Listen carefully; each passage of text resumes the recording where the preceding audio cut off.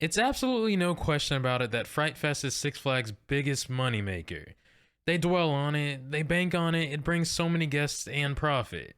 It's also a good time to experience haunted houses and night rides at Six Flags. But with Six Flags knowing how valuable and better yet, as mentioned, as profitable Fright Fest is during the Halloween season. So hey, let's dive into it and discuss it here on the special edition of the Single Rider Q podcast.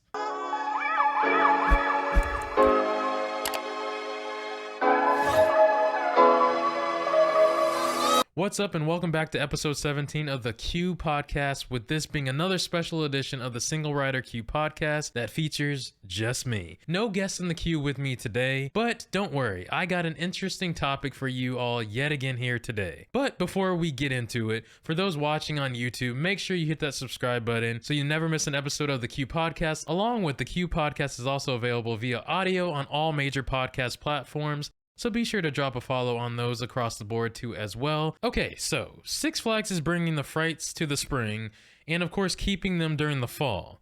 But a hard-ticketed event, just like how Disney's Mickey's Not So Scary Halloween Party and Universal Studios Halloween Horror Nights are both hard-ticket events, meaning just because you have a general admission ticket and or are an annual pass holder, and if you do not have a special separate ticket to those special events, then you will not be allowed entry and will have to leave the park. Six Flags is now taking that same concept somewhat with the new Scream Break Scary event that will be occurring on select nights during spring break across Six Flags parks, which is honestly interesting. Six Flags has not asked for separate admission to their Fright Fest event in the fall.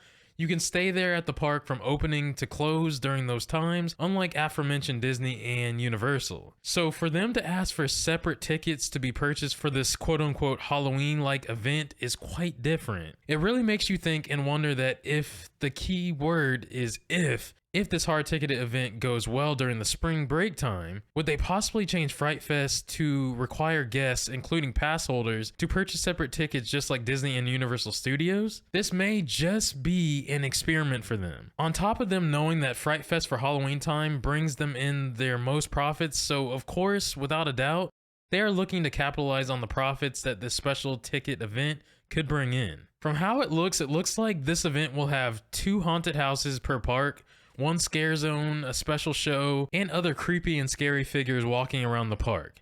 Real quick, with my home local park of Six Flags Over Georgia, I'm pretty sure I know where the 2 haunted houses will be at the park. I mean, they keep 2 facades of the Fright Fest haunted houses up all year round, although you can't enter them. They are standalone buildings that they keep up all throughout the season. But continuing on, looking at the schedule for Six Flags Over Texas, for example, this event will last for 3 hours. After hours, that'll include roller coasters and rides at night. So night rides.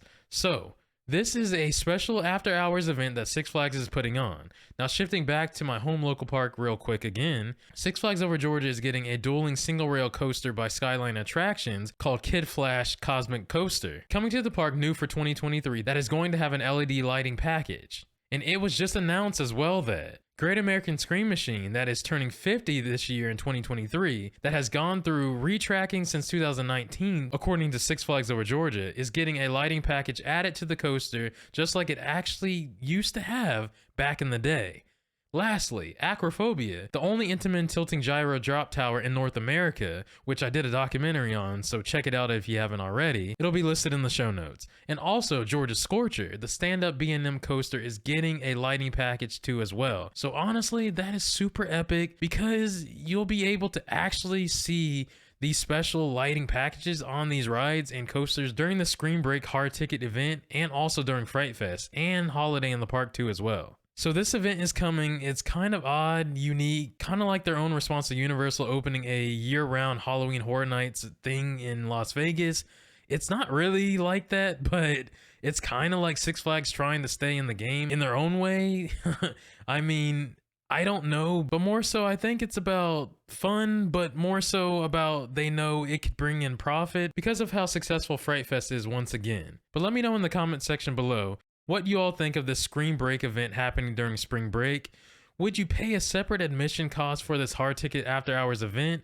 And with so many loving Fright Fest, Are you all, in a way, I guess, excited about getting a quote-unquote Fright Fest-like event early? Let me know in the comment section down below because I would love to hear from you. So my next podcast episode, video, and or adventure, take care, be well, and have a thrilling day. And I'll see you next time in the queue.